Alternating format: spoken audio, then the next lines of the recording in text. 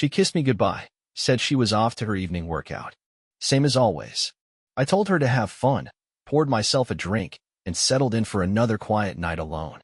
I never thought twice until the day I met her trainer by accident. They say hindsight is 20/20ths. But sometimes, even when you're staring straight at a red flag, you convince yourself it's a sunset. I'm not the kind of guy who snoops. I never was. I always believed that trust was the currency of love, and I paid that trust to my wife in full. Her name's Carla. Beautiful, sharp-tongued, and lately too busy. For the past few months, she'd started going to evening training sessions 3 times a week at this high-end gym downtown. Pilates and HIIT, she'd said, rolling her eyes at my smirk. You want me to get fat and complain about my back all the time? I didn't argue. I encouraged her. And for a while, I even admired her dedication.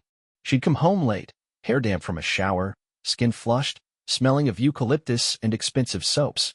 She said it was from the gym steam room. I believed her. Fool that I was. The hook came on a random Tuesday. I'd gotten off work early, decided to grab a protein shake from the juice bar inside her gym while I waited for her. She didn't know I was there. As I stood by the counter waiting for my order, I overheard 2 trainers chatting behind me. One of them mentioned hot meetings after fitness and chuckled. The other laughed too. That brunette you're working with? He asked. Yeah, the first one grinned. She says it's just post-workout therapy. Whatever. As long as she stretches before she rides. The way he said it. Like she was a ride. Not a person. I turned slowly and looked at him. Mid-30s, tall, lean classic trainer physique, with one of those cocky grins that don't quite reach the eyes. I asked, you work with a lot of clients? He raised an eyebrow. All types. Why? I stuck out my hand. Name's Ryan. He shook it. Zach. Then it clicked. Carla had mentioned him. Zach, my personal trainer, he really pushes me. Pushed her, all right. I didn't say anything else. Just smiled, grabbed my shake, and left. I don't think he realized who I was. The husband. That night, I didn't confront her. I'm not the screaming type. Instead, I watched her. The way she texted under the table, screen tilted away. The way she smiled at her phone, not at me. Still, I buried it. Maybe I was overthinking. Maybe it was a misunderstanding. Until a week later, when she came home with a bruise on her hip she couldn't explain and said it was from slipping during squats. Yeah, sure. I started keeping notes. Subtle things. Showered at the gym, but came home with her perfume freshly reapplied. Forgot to wear her wedding ring to 2 sessions in a row. Blocked her phone with her body when I walked in. The lies were stacking, brick by brick, until it became a wall I couldn't ignore.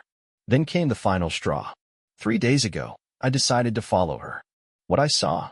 Well, that's 4. Because you need to understand something first, how a man prepares to be betrayed.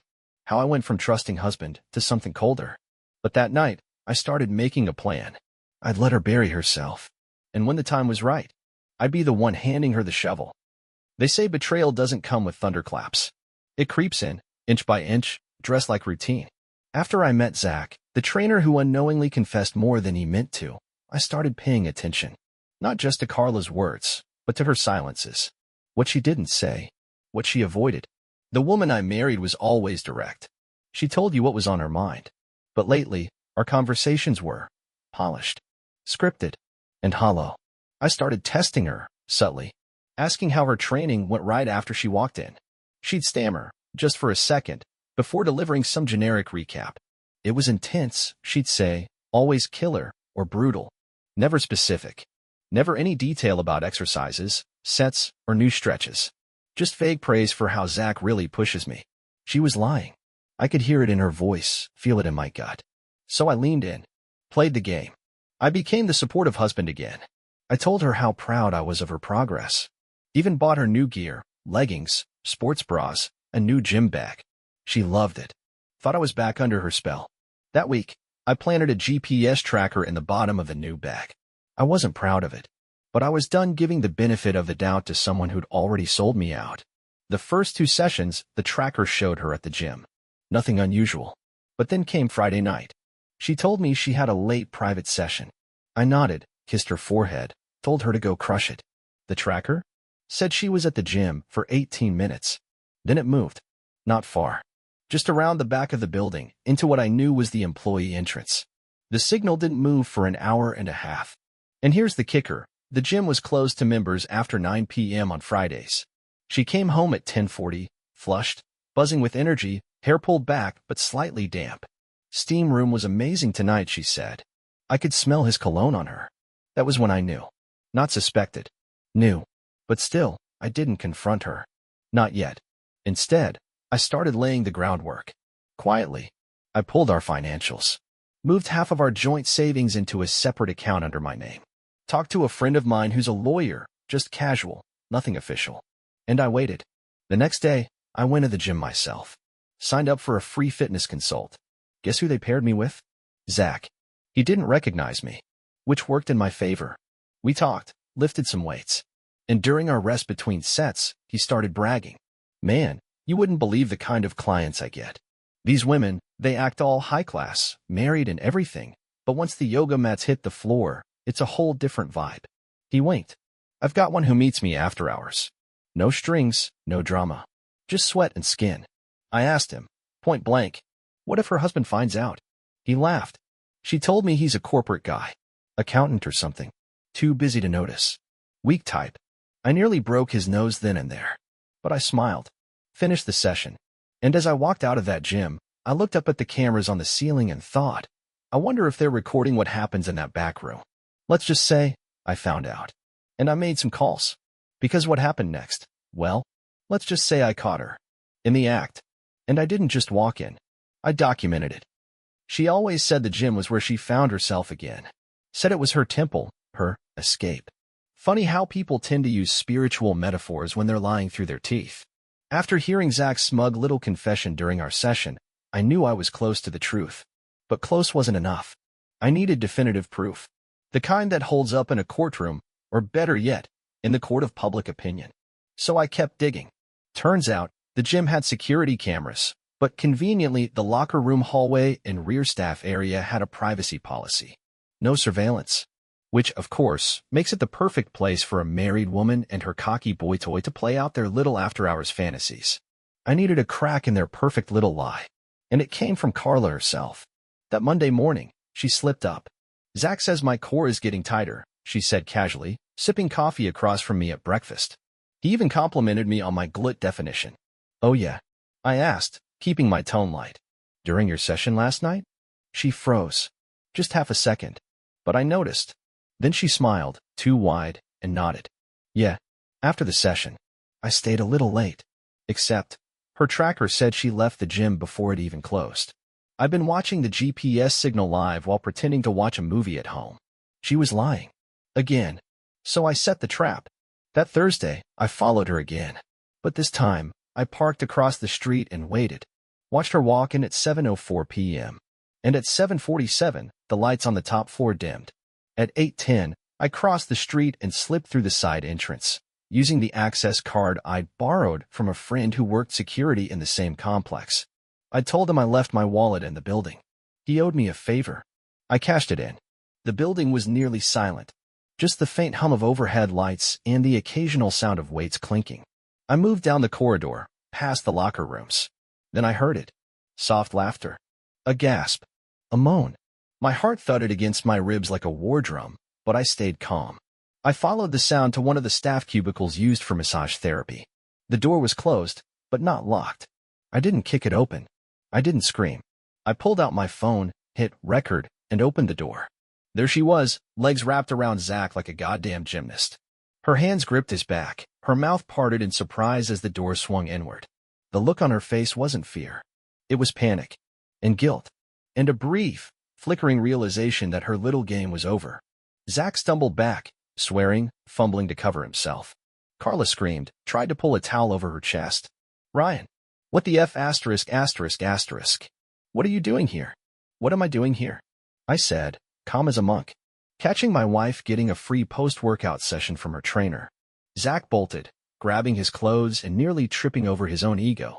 Carla stood there, red-faced and shaking, alternating between crying and screaming. It's not what it looks like, she wailed. Then what is it? I asked. Explain it to me. You moaning in a therapy room with your legs around another man. What's your angle here, Carla?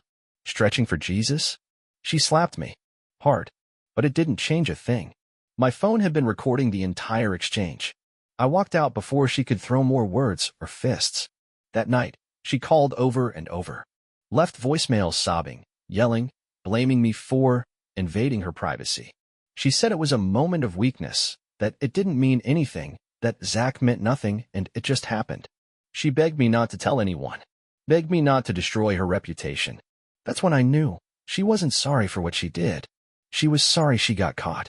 And that was the moment I stopped being her husband and started planning my revenge. She came home that night like a hurricane in heels. Mascara smeared, hair wild, still dressed in her gym clothes, though she had the decency to zip up the jacket this time. Slammed the front door, stomped into the living room like she still owned the place. I didn't look up from my laptop. You had no right to follow me, she hissed. I kept typing. And filming me? That's illegal. That was a private moment.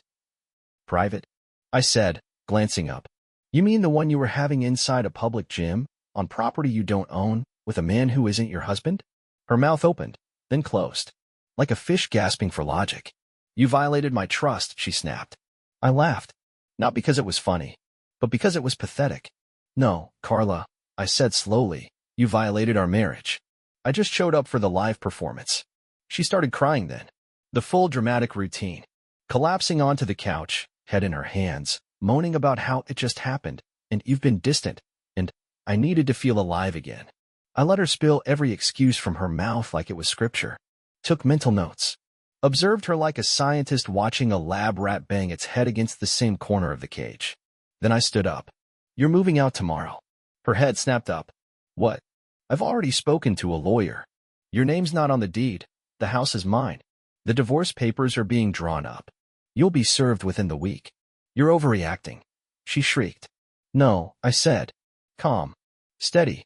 I'm reacting exactly as a man should when his wife trades fidelity for cheap thrills in a gym cubicle.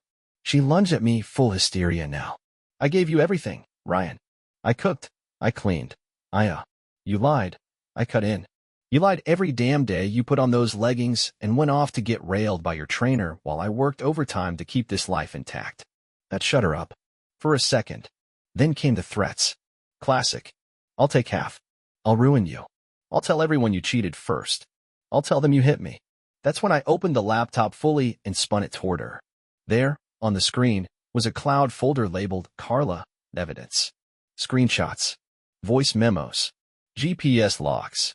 Photos. The full video of her with Zach in the cubicle. Her face drained of color like someone flipped a switch.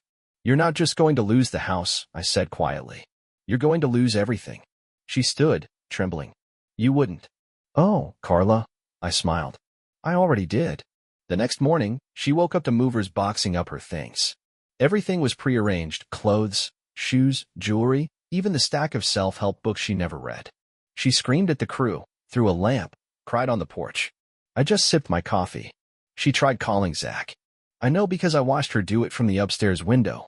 He didn't answer. Guess Muscle Boy didn't want anything to do with her once the lights came on and reality stepped in. Can't say I was surprised. By noon, she was gone. Bags packed. Boxes in storage. Her key disabled. I changed the locks before sunset. She sent me 13 text messages that night. I didn't read a single one. Because Carla thought getting caught was the worst part. But her real punishment was just beginning. I don't believe in revenge for its own sake. What I believe in is consequence. Fair, undeniable consequence. The kind that doesn't scream, it whispers in a room full of people and lets your name do the screaming. Carla thought it was over when the door shut behind her. That she could lay low, maybe spin her version of the story, buy sympathy with fake tears and cropped truths. She underestimated the silence of a man preparing his war. I wasn't going to touch her. I was going to erase her. First stop? Her image. See, Carla had built a public persona. Online, at work, even with mutual friends, she was the strong, confident, modern woman. Wife, marketing exec, fitness queen, boss babe. Her Instagram was a shrine to curated perfection. Matching outfits. Meal prep Sundays. Gym selfies. Inspirational quotes she didn't even write. So I fed the truth into that lie. One carefully written message went out to a select list of colleagues, friends, and mutual acquaintances. Hey, just a heads up. Carla and I are separating. I'd rather not say too much, but since people are asking, I found out she was having an affair with her personal trainer. Caught them together. It's been tough, but I appreciate everyone's support. Simple. Honest. Not bitter. But devastating in its precision.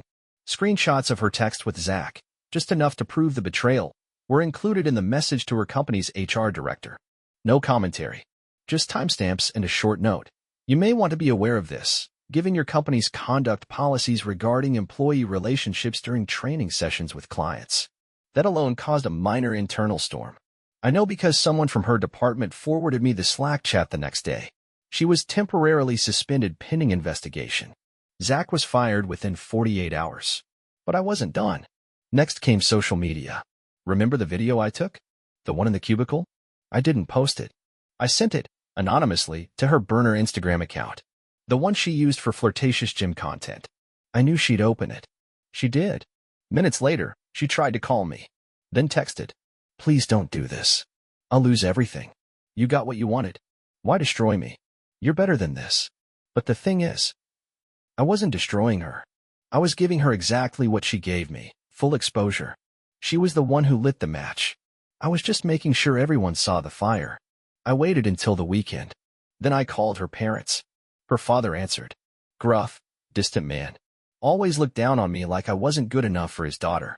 Said things like, "Real men don't talk about feelings, and if she ever cheats, it's your fault for letting her get bored." So I told him everything. He didn't say much. Just hung up. Later that night, I heard from a mutual friend that her parents had cut her off financially. Her mother posted a vague, now deleted quote on Facebook about raising your daughters better. I sat back and poured myself a drink. It was just getting started. There's a certain silence that follows a public collapse. It's not peace. It's absence. Absence of the false friends who liked her filtered selfies. Absence of coworkers who once envied her schedule, her grind, her curated #relationship goals. Carla disappeared from social media within 48 hours of the fallout. Instagram gone. Facebook deactivated. LinkedIn quietly updated to on leave. A few mutuals tried messaging me privately, asking what happened. I didn't answer. I didn't need to. The truth had already done the talking. I heard from a friend in her HR department. Zach had lawyered up, tried to claim wrongful termination. Didn't go well. Apparently, his exit interview involved a sit-down with company legal where the screenshots I provided were reviewed in brutal detail. And the cherry on top? He'd been using company facilities after hours for his sessions. He lost his job, and his gym certification got flagged. Meanwhile, Carla was sinking fast. No income, no home, no fallback. The apartment she scrambled to rent? Denied, because the leasing office called her last employer for proof of income and got a polite, "We're in the process of separation pending internal review." She texted me again. "You've made your point. I'm sorry. Just stop, please. You got what you wanted. Why ruin my life too?" But here's the truth. I never wanted to ruin her life. I wanted to mirror what she did to mine. She lit a match inside the home we built, and now she wanted to cry about the smoke. No, she needed to sit in it. Feel what it was like to burn.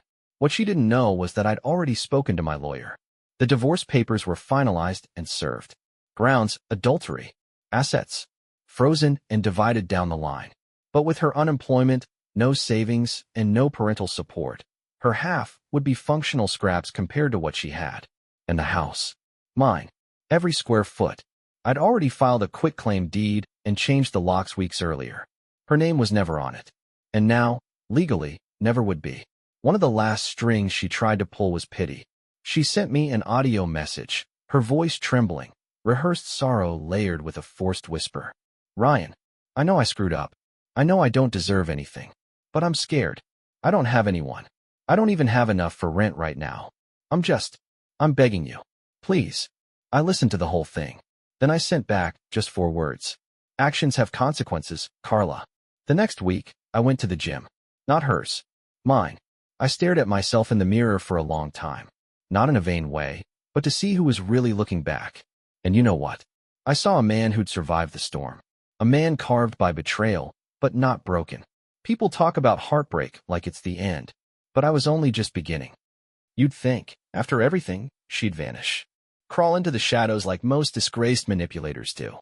But no, Carla had one last trick up her sleeve. Desperation. See, people like her don't know how to lose. They don't recalibrate, they scramble. They cling. And when charm and guilt stop working, they reach for something darker. It started small. A missed call from a blocked number. Then another. Then a text from an unknown line. I miss you. Please just talk to me. Just once. I said nothing. Then came the letter. Yes, a letter. In the digital age, when even birthdays are emoji-filled texts, she handwrote a 5-page confession and had it mailed to my address. It reeked of desperation, perfume, and selective honesty. She wrote about how she lost herself, how Zach meant nothing, and how the affair only began after she felt lonely, how she'd been listening to bad advice from friends, and how her mistakes shouldn't erase everything we built. She ended it with, "You were always the better half. I see that now. I hope you can find peace, even if it's not with me." I folded it neatly and slid it into the file marked Legal, Carla. Then I went for a run. By the 3rd mile, I'd already decided. No reply. No reaction. Silence is the sharpest blade in the drawer, and I was done bleeding for someone who never knew how to stop cutting. But she wasn't finished. The next week, I got a call from my boss. HR had received an anonymous complaint. Hostile behavior, they said. Emotional instability. Totally baseless, clearly fabricated. We traced it back to a fake email. But the timing? Too perfect to be coincidence. Then a mutual friend, Lauren, reached out. "Carla's been talking," she said, hesitant. "She's telling people you abused her. That you were controlling. That she didn't cheat. You kicked her out after a fight." I didn't yell. I didn't throw things. I just asked, "Did she show anyone proof?" Lauren paused. "No. She just says it a lot. That's the thing about liars. They don't need evidence. Just volume. Just time. Just enough silence on your part to let weeds grow." So I broke mine. I posted one message to my close circle, unapologetically honest. I stayed silent out of respect. But now she's trying to rewrite the truth. So here it is. Carla cheated. Repeatedly. I caught her in the act. I have the receipts. I filed for divorce. I didn't shout. I didn't lay a finger on her. What I did do was walk away, and she can't stand that. And then I attached the final blow, a redacted screenshot of her text to Zach, sent while she was still wearing my ring. "Can't wait for tonight. He's boring as hell and never suspects a thing." Her mask cracked after that. I heard through a colleague that she'd been crying in public, calling me a monster, but the narrative was already gone. No one was buying it.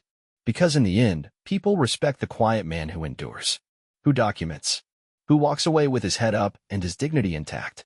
She tried to smear my name, but her fingerprints were all over the blade. Revenge is a satisfying fantasy, but healing? Healing is quieter, slower, and far more powerful. By the time the ink dried on the divorce papers, Carla was a ghost. She'd gone radio silent. No more letters, no more fake accounts, no more late-night messages begging or blaming. She'd lost her job. Zach had publicly distanced himself. He posted a vague Instagram story about choosing peace and privacy and deleted every trace of her from his feed. Apparently, he skipped town a few weeks later. Carla, last I heard, was living with a cousin across the city. Temp job. No car. No more luxury gym selfies. Her world had downsized from curated perfection to borrowed clothes and quiet humiliation. And me? I breathed. The first time I stood in my own kitchen alone. No tension, no false smiles, no hidden shame. I felt something like freedom. It was bittersweet. Like walking barefoot after your feet have healed from blisters. You remember the pain, but you're not in it anymore. I fixed the house. Not just the locks, though those were changed the same week I served her. I repainted the bedroom. Tossed the bed we once shared. Bought a new mattress, a new couch, new dishes. Nothing extravagant. Just clean. Mine. I hit the gym harder. For myself, this time. No one to impress. Just to sweat out the rot. And I found peace in strange places. Morning silence. Weekend runs. Old books I'd meant to read for years. Then came her. Not Carla. Emily. We met through mutual friends at a cookout. She wasn't flashy. No curated laugh. No influencer poses. Just real. Unapologetically so. She worked with kids with learning disabilities. Had a crooked smile, a scar on her forearm from falling off a horse as a kid, and this way of looking at you like she meant it. We took it slow. I was honest. I told her everything, maybe too much, maybe too soon. But she didn't flinch. One night, we were sitting on the back porch, watching the dusk swallow the sky, and she said something I'll never forget. "You didn't lose. You just outgrew the lie you were living in." And she was right. Carla didn't break me. She revealed me to myself. I had mistaken loyalty for love, endurance for happiness. But real love? It doesn't come with secrets and excuses. It's quiet, steady, and kind. Emily taught me that. A year later, she moved in. No drama, no fireworks, just a shared key and a shared life. She brought color back to the house, not in paint, but in presence. Laughter, music, her clumsy dancing in the kitchen, her Sunday morning pancakes, which she always burned. And I wouldn't change a thing. Sometimes I still think about Carla, not out of longing, but as a reminder of who I was, of how far I came, of how betrayal doesn't have to be your ending. It can be your origin story.